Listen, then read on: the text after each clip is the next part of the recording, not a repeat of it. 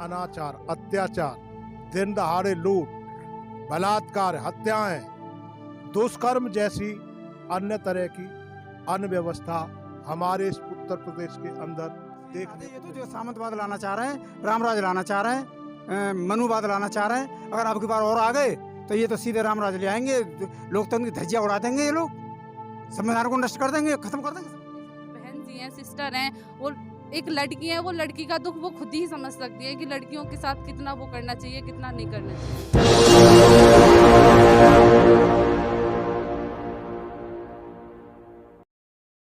नमस्कार, आप देख रहे हैं एनबी न्यूज 24x7 नीलम बोध के साथ। और आज है हम खुर्जा की विधानसभा में एक गांव पड़ता है जिसका नाम है हिसोटी।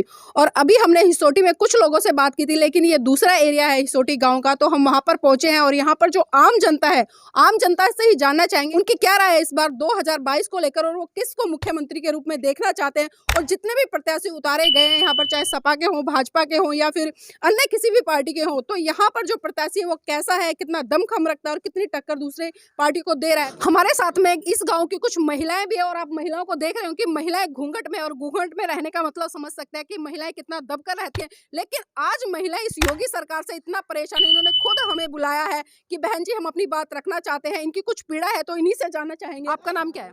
सूरजमुखी। सूरजमुखी जी, क्या करते हैं? हम तो कछु ना करते, खेती बाड़ी करते हैं, सो को गैया खा जाते हैं सवरे। और यहाँ ते ये ले जाएंगे गौशाला वाले, भोसले में नाजुले में कछु ना छोड़े हैं, जब गैया ने खाले से डोल लेंगे। यहाँ हमारे तो आदमी खेत न पड़े और हम खुद बीमार हैं। इस बार किसको वोट दे रहे हो आप? बहन जी को ही देंगे हम तो। गैया न की सुविधा करो यहाँ ते, बहन जी पे करवाएंगे जब वोट देंगे तो। और गाँव में कोई घुसे आवे तो लई लोनियन ने ले जाए, जनाने ने ले जाए। इसका उपाय क्या है? इसका उपाय गया है कि गैया ने पकड़वाओ सवरिन ने। ये आपका नाम क्या है? गीता कुमारी। गीता, क्या करते हो? मैं ग्रेजुएशन कर रही हूँ, बीएससी फर्स्ट सेकंड ईयर से। आप वोटर हो? Yes ma'am. तो मैं ये जानना चाहूंगी कि पिछले 5 साल में उत्तर प्रदेश में जिस तरह से योगी जी का जो शासन काल रहा है, उससे आप कितना संतुष्ट हो? बिल्कुल संतुष्ट नहीं है। यहाँ पर तो ऐसा लगता है कि लड़कियों को ना दिन में बाहर जाने से बहुत डर लगता है। अभी देखा गया है कि हाथरस में एक चलती हुई लड़की के साथ रेप की घटना घट गई है। और यहाँ पर योगी सरकार ने भी बहुत वो किया है, गौशाला बनवाई थी, लेकिन यहाँ पर भी हमारे यहाँ पर ऐसा कुछ भी नहीं हुआ है। क्योंकि यहाँ पे हमारे यहाँ पे रात में हमारे जो पापा ताऊ जी हैं, जो बाबा जी हैं, वो रात में खेत में इतनी ठंड में भी, इतनी ठंड होने के बावजूद भी वो खेत पे जा रहे हैं, अपने बच्चों का ख्याल रख रहे हैं, खेती बाड़ी का ख्याल रख रहे हैं। लेकिन इस सरकार ने ऐसा कुछ भी नहीं किया है जो इसे करना चाहिए था। जी, लेकिन सरकार ने सरकार में आने से पहले एक नारा दिया था कि बेटी बचाओ बेटी पढ़ाओ। इनका नारा कितना सार्थक हुआ है? बिल्कुल सार्थक नहीं हुआ है। देखा ना आप लोगों ने कि हाथरस में एक दिन दहाड़े एक लड़की का रेप हुआ था।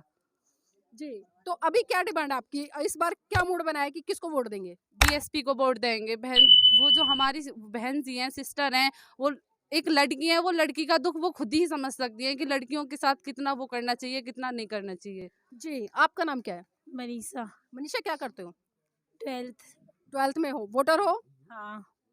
वोटर हो आप? 12th में हो? हाँ। अच्छा, तो मैं जानना चाहूंगी कि आप इस बार किसको वोट दे रहे हैं? बीएसपी। बीएसपी ही क्यों? क्योंकि वही हमारे लिए कुछ सुधार कर सकती है, जी, वही लड़कियों के भविष्य के बारे में सोच सकती हैं, आगे क्या करना है उनके फ्यूचर में। आपको ऐसा क्यों लगता है कि बहन जी ही आपके बारे में सोच सकती है, और क्यों नहीं सोच सकते? क्योंकि उनका शासन जो एक बार आया था ना, जब देखा गया था, जब कुछ सुधार हुए थे महिलाओं के लिए। जी, आपका नाम क्या है? प्रियंका। प्रियंका, क्या करते हो? 12th क्लास का। वोटर हो? हाँ। तो मैं ये जानना चाहूंगी, आप एक महिला है, लड़की है और पढ़ाई भी कर रही हैं, तो जिस तरह से योगी सरकार पिछले 5 साल से रही है, तो उन्होंने आपके लिए कितने अच्छे काम किए हैं?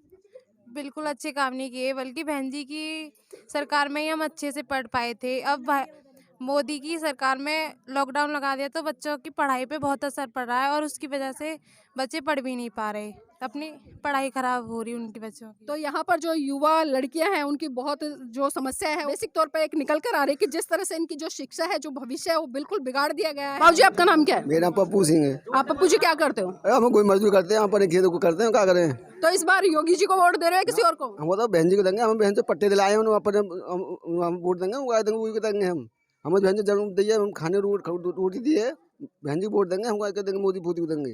बाबूजी, जिस तरह से योगी जी अपनी जनसभाओं में गिना रहे हैं कि हमने उत्तर प्रदेश की जनता के लिए बहुत अच्छा काम किया है, तो क्या आप इस बार योगी जी को वोट देंगे या किसी और को? नहीं देंगे, बहन जी को वोट देंगे, बसपा पार्टी को वोट देंगे। और योगी जी ने कुछ नहीं किया है। योगी जी से नाराजगी है आपकी? हाँ, नाराजगी है हमारी योगी जी से। क्यों? इसलिए नाराजगी, ये तो जो सामंतवाद लाना चाह रहे हैं, रामराज लाना चाह रहे हैं, मनुवाद लाना चाह रहे हैं। अगर अब की बार और आ गए तो ये तो सीधे रामराज ले आएंगे, लोकतंत्र की धज्जियां उड़ा देंगे ये लोग, संविधान को नष्ट कर देंगे, खत्म कर देंगे संविधान तो को। मतलब आपको लगता है कि योगी जी ने कोई काम नहीं किया? यहाँ तो हमारे क्षेत्र कुछ कोई काम नहीं किया है, कोई काम नहीं किया यहाँ पे योगी जी ने। तो आप हिंदू नहीं है क्या? है?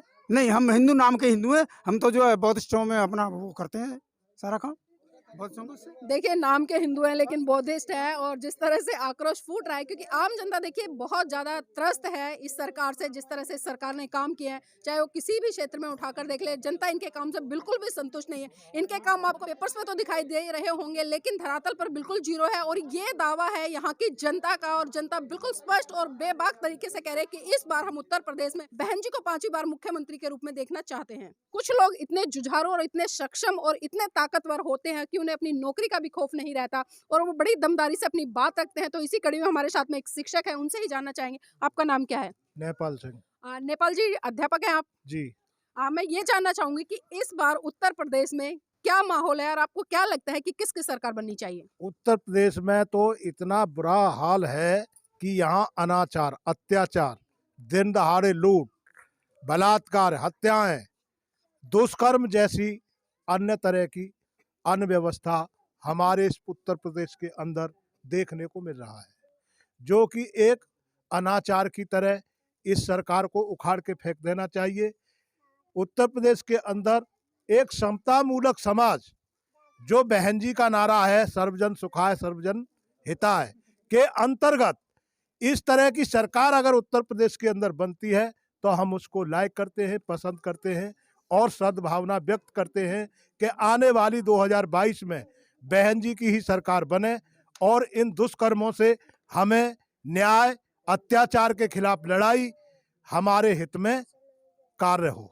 बहन कुमारी मायावती जिंदाबाद जिंदाबाद, बहन कुमारी मायावती जिंदाबाद जिंदाबाद, बाबा साहब अमर रहे, विनोद प्रधान जिंदाबाद, विनोद वर्धन जिंदाबाद, विनोद वर्धन जिंदाबाद, बहन कुमारी मायावती जिंदाबाद जिंदाबाद। यूपी का नेता कैसा हो,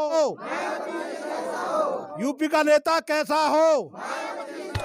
इस तरह से आपने सुना कि एक नारा गूंजा कि समता मूलक समाज की स्थापना अगर कोई कर सकता है इस देश में ही नहीं बल्कि उत्तर प्रदेश में भी, तो वो सिर्फ और सिर्फ बहन कुमारी मायावती कर सकते हैं। ये मेरा कहना नहीं है बल्कि ये आम जनता का कहना है, जो वोटर है, जो पिछले 5 साल से इस जो योगी सरकार है उससे त्राहिमाम कर रही है, और इस बात बहुत बड़ा बदलाव चाहती है, और वो बदलाव है कि मुख्यमंत्री के तौर पर बहन कुमारी मायावती आए और आम जनता को वो सारी सुख सुविधाएं मिले जिन सुविधाओं को आम जनता लेना चाहती है, जिनसे उनका जीवन यापन होगा, शिक्षा के क्षेत्र में, स्वास्थ्य के क्षेत्र में, रोजगार के क्षेत्र में बहुत बड़ा काम होगा।